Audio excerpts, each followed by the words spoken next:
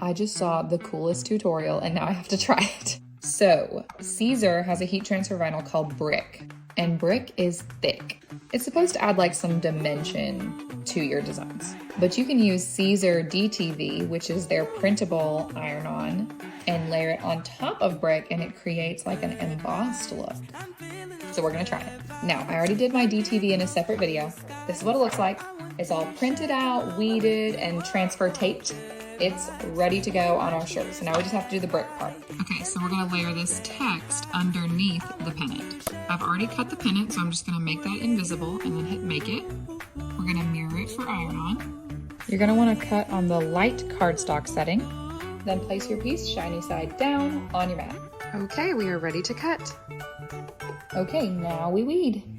That is so thick. Like, can you see how thick that is?